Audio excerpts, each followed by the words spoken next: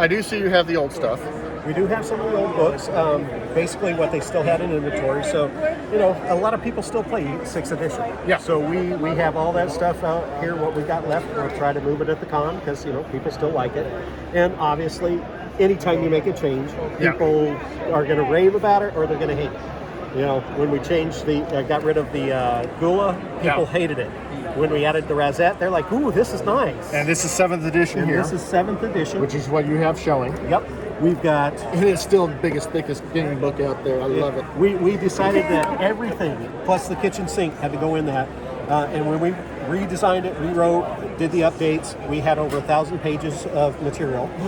So that has been switched into Warmonger's Guide. That's got part of it. We're also going to use a lot of it for Armored Up, our upcoming Kickstarter. So you're going to do like lock and load weapons, more of those tactics? We're good. Well, the big one we're doing right now is Armored Up, which is going to have basically exactly like weapons, the tanks, weapons, the tanks, walkers. Well, believe it or not, most of the walkers in that are in there. Are they in there now? Yeah. Okay. So we've added a number like the Fire Drake and stuff along those lines. But the Bob is still in there.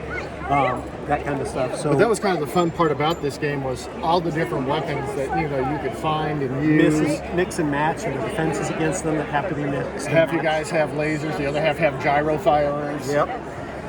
The other thing that we've done too is now, because we like playing at the high end. Most people play Battlelords at the low end. So we've kind of expanded the in-between so you can get there a lot easier. So you can play the epic style to the lower style, Yeah, and so it smooths, the transition is pretty smooth about going from the beginning to mid-level to walking around in Humpties. And Battlelords came out, what, in 85, 86? 80, I want to say Larry's initial stuff that he was putting out was like in 82. It could have, and then he really got into it and about actually 84, produced it about 85. 86. Yes. So my friends started playing it in the 90s. I started playing it in late 90s. And we actually wrote a couple of books for him, helped him write some of the stuff. Beyond the Rifts. Yes, I have Beyond the Rifts. They are great.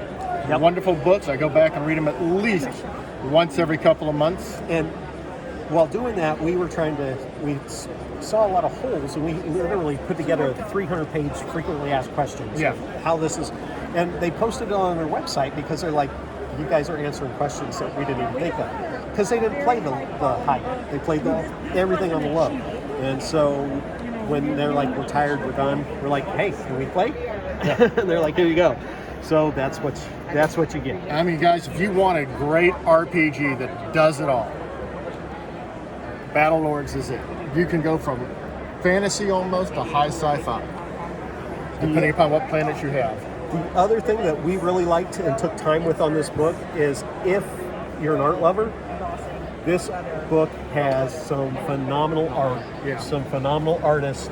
The ladies the lady that did the front covers, Kiki, she is amazing. And one of the best things we did was we found a guy. He's like, I like your stuff. It's really interesting. He's like, but I work for Bungie. And we're like, we can't afford you. He's like, I'm going to do it on the cheap because I like what you're looking for. And so we're like, we need something creepy.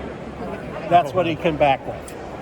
Yeah, and that's the flavor of Battlelords. And we're just like, yeah, that works. But you could play a dark universe. Absolutely. Or you could play a Star Trek universe or a Star Wars universe. Actually, that's kind of what the Charlie Foxtrot's all about, is we did work teams. Yeah. We did your colony inspectors, which is almost no combat through most of it. It's all role-playing. Yeah.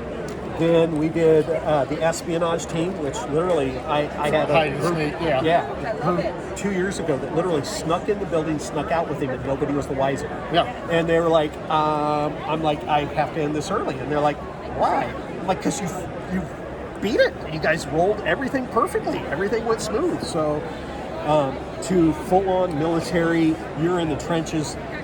Somebody shows up and says, hey, you're with us. The next thing you know, you're in the middle of a dogfight. If you like the old style Shadowrun, and I mean old style, not 6th gen, not 5th gen, but 1st, 2nd gen Shadowrun, this is that flavor. And it kept it throughout the years.